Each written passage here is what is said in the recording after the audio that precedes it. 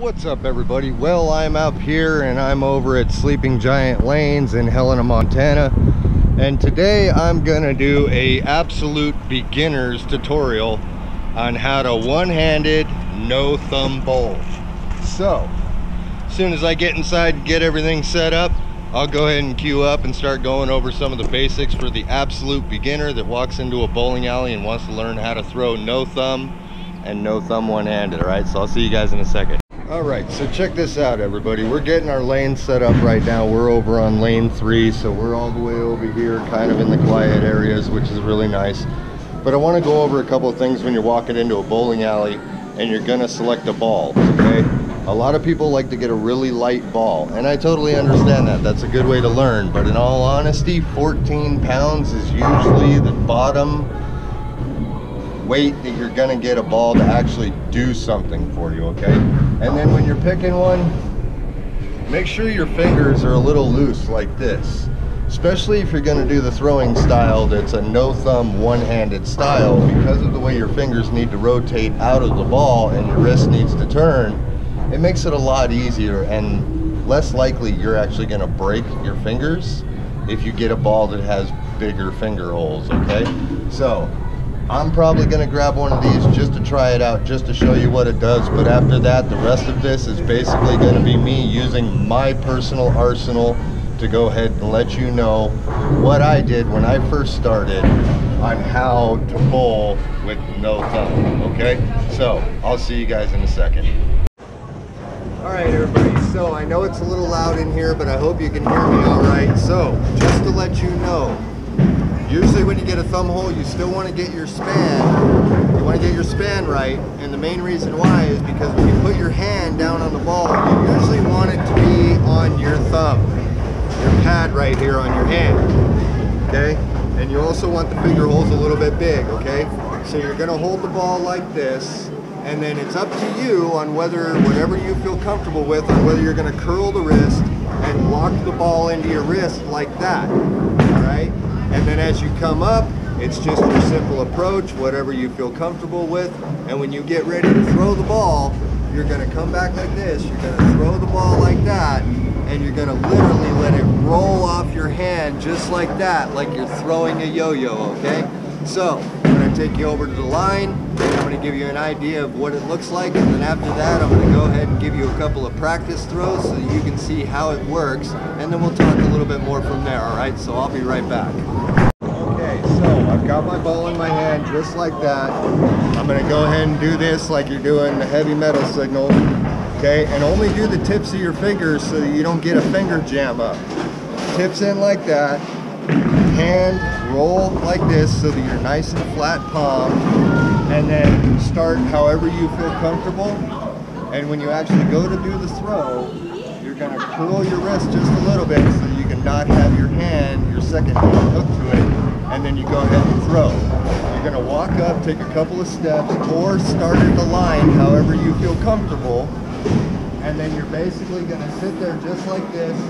You're gonna rock it back, make sure you bend your elbow, okay, because you don't have the ability to straighten out because you don't have a grip on the ball. So you're gonna bend your elbow, and then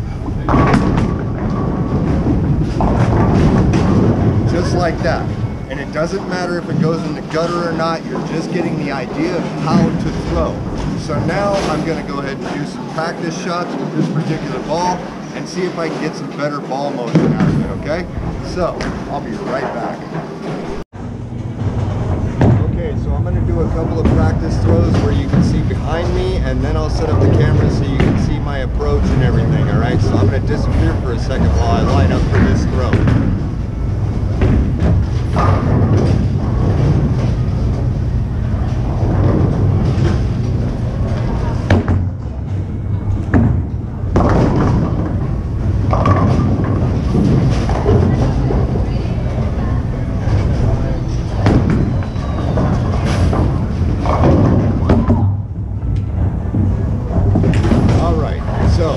Back in a second. I gotta let some other people bowl because I am next to other people on other lanes, so I'll queue back up when I go for my next throw. That was my spare pickup shot, just so you know.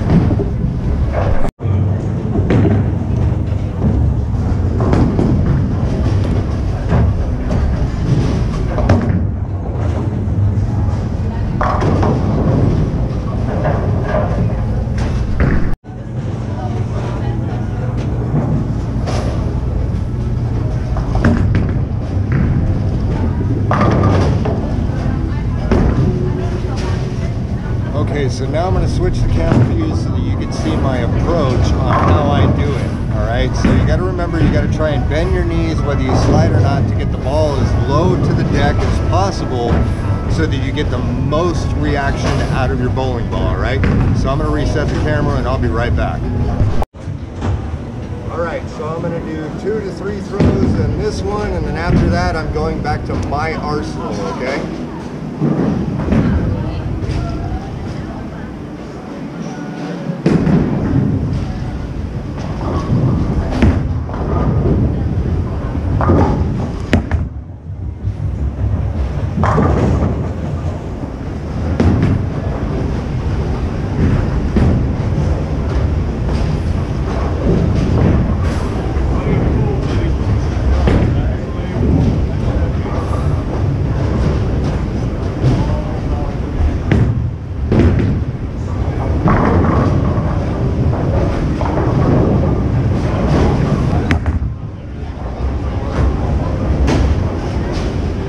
Well, that took care of that. So now you're going to get a little bit of ball motion, and then I'm going to switch to my arsenal.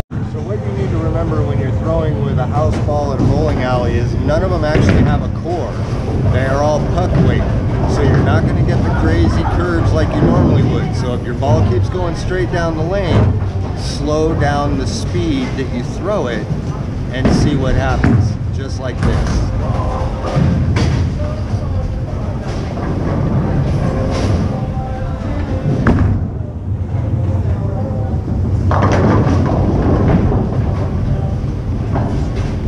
If you slow down the speed of how fast you throw the ball when you're using a house ball, you'll usually get a little bit more curve out of it just like that. Now I'm going to switch over to my normal arsenal so that I can go ahead and bowl normal, and I'm going to show you what happens with a ball with a core with the same throwing style, alright? So I'll be right back.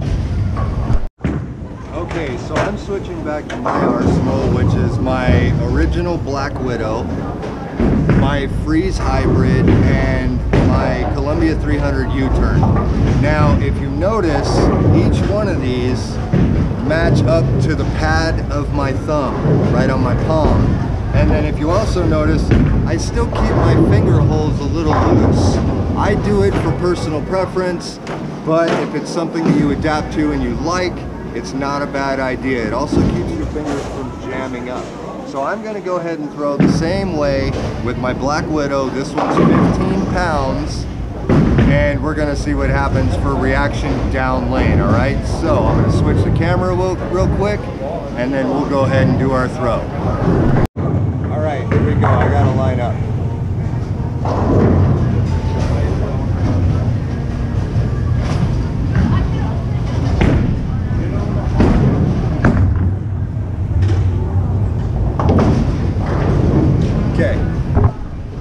So you notice how that ball wanted to turn really, really hard. That's because that ball is an asymmetrical and it has a core in it, which gives it more manipulability to go ahead and transfer so that it gets into its roll phase, okay?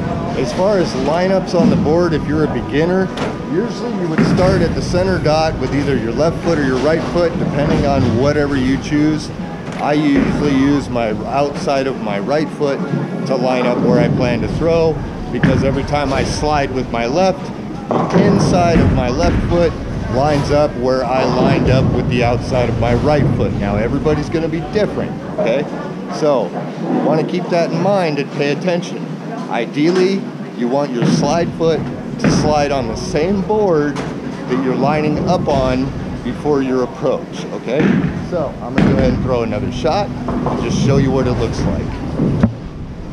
Just got to put the camera down for a second. All right, grab my ball. I'll be right back.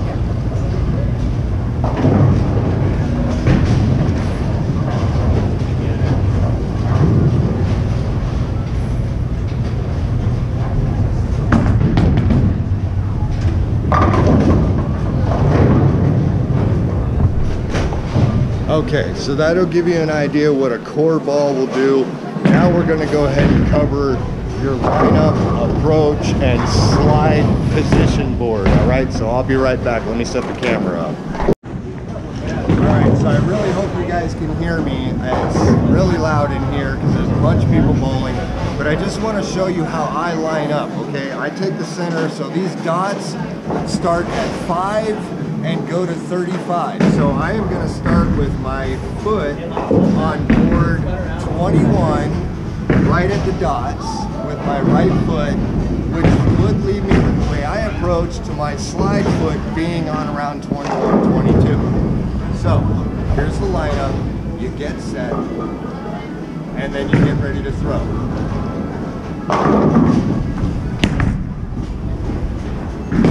So as you can see, the tip of my toe is on 21, 22, just like I had planned. And so that's the whole idea of the approach. It doesn't matter how many steps you take for your approach, you always want to make sure that your lineup foot and your slide foot end up on the same board. Because I kind of do a little bit of a walk out and back in because I'm always trying to get my angles, that's why I line up the way I do. Most people would take the inside of their left foot if they're right-handed and line up on their attended slide board, okay? So now I'm gonna go ahead and throw the way I normally throw. If you guys got any questions, let me know. If you need me to do anything more in-depth, go ahead and leave a comment. Subscribe to the channel because I got a lot more cool stuff going for you. And if you liked anything, leave a like on it and share it with a friend, all right? So I will see you guys next time. It's time to get some real bowling in, all right? Later. All right, so I'm going back to my old style now for this particular portion of the video. Now check out some of my older bowling instructional videos to see how I line up and how I hold the ball for this particular throw. But this is the same thing, no thumb, but this is two-handing. So you're basically gonna have the same positions that you would have if you were a beginner.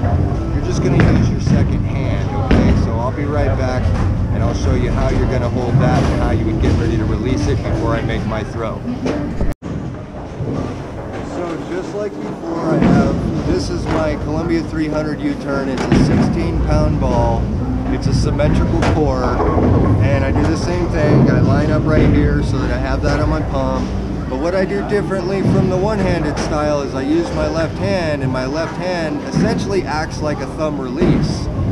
So I usually line up about right here, and then I'll cradle the ball just like that, okay? So that when I go up to do my approach, I go up and I'll swing the ball out, and I'll turn it like this, tuck it to my wrist like that, and then when I get ready to release, I bring it up like that, bending the elbow. I go to release, and as I'm rolling the ball off my hand, just like you would a yo-yo, when I get to about here, I'm gonna release this hand and then finish ripping the ball off of my hand so that it has the revolutions down the lane and gets the ball motion that I want.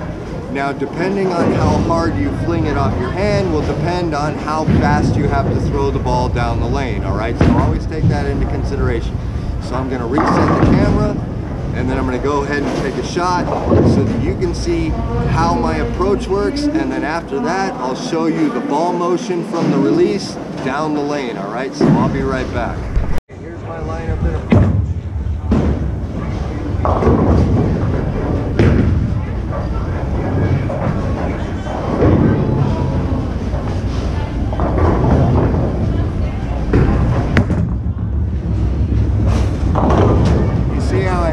Like that, and I bring it around, and then as I get ready to throw, I release. So now I'm going to switch the camera to the other angle so you get to see the pins and you can see how the release works. So same thing, tips of the fingers, roll the ball into your hand, get that thumb hole on your palm, and then line up and get ready to take your shot. I'm going to be throwing more down board 5, board 10 to try and get a good hook because, like I said, this ball has a core in it. It's a symmetrical, so when I put the revolutions to it, it's going to want to transition through its inertia phase before it gets to its roll phase. So here we go.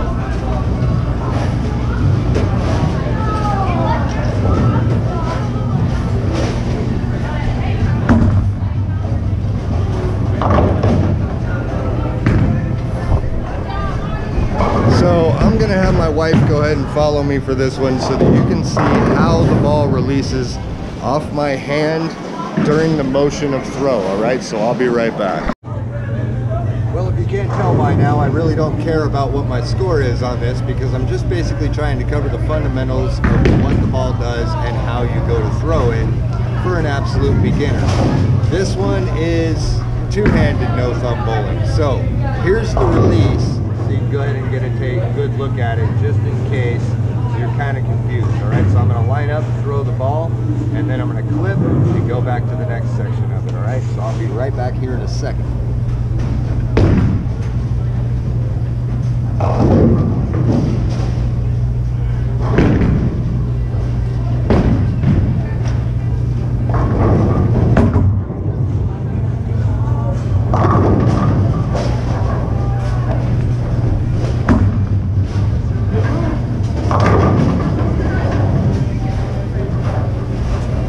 Now, I'm not gonna lie, I got lucky on that.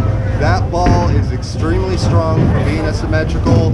I wasn't anticipating that strike because the ball floated all the way to board 1 and rode the rail, then came back to the pocket, all right?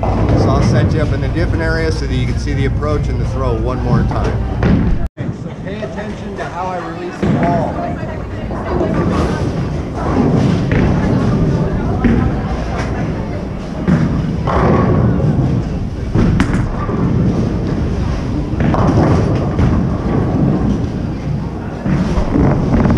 I do have a slow-mo video up. It's one of my older ones. It's probably one of the shorts that I have up, so you'd probably have to look for it.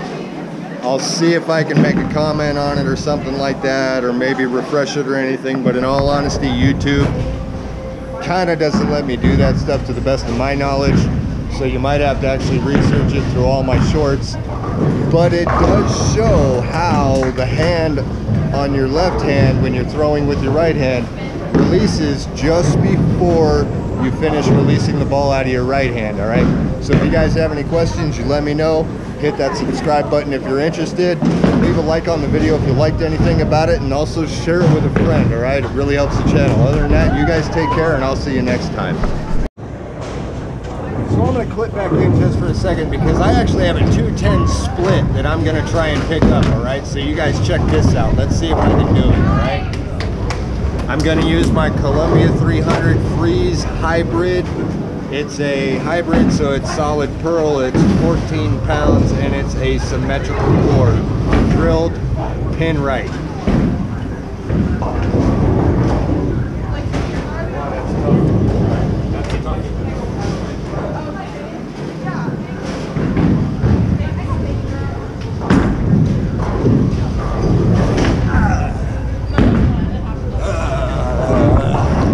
It was either me or the ball that got camera shy, so as you can see, I didn't get it, but that's all right. I'll see you guys later. Okay, so real quick, for the beginners, all right, I know I didn't cover this, so I'm going to go ahead and cover it right now. I'm going to set the camera down on my tripod, and then I'm going to go ahead and tilt you guys down just a little bit so that you can see what I'm talking about right here. You see these dots on the floor? Now, I don't really pay attention to whether they go and they change. I know if you change and you're a left-handed thrower, then you flip the process of board count. But when you look at these dots, if you look all the way down the lane over there, and you look right here, this dot isn't on the edge of the lane where the gutter is. I'll show you down on the line. Now, these are all numbers. They're point references, and they coincide with the arrows down the lane down there.